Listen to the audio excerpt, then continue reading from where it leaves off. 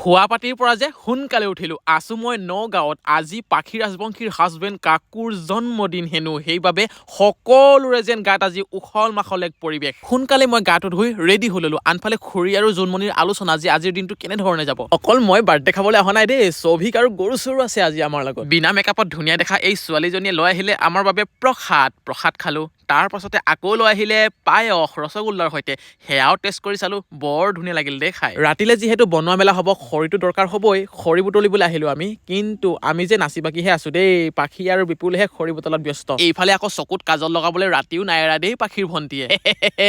এবাৰ আপোনালোকে কেকটো লৈ মন কৰকচোন ইউনিক লাগিছে নে কিবা জন্মদিন বুলি সকলোৱে একলগ হলো কেকটোও কাটিলে ফূৰ্তিও কৰিলো বহুত বেছি ভাল লাগিল আৰু আনফালে চাওকচোন বনোৱা মেলা আৰম্ভ হৈ গৈছে এইফালে হৈছে ছাগলী মাংস এইফালে হৈছে ব্ৰইলাৰৰ মাংস অৱশেষত ৰৈ আমাৰ ভোজনৰ সময় হৈ পৰিল খাবলৈ কিন্তু বহুত টেষ্টি হৈছিল দেই।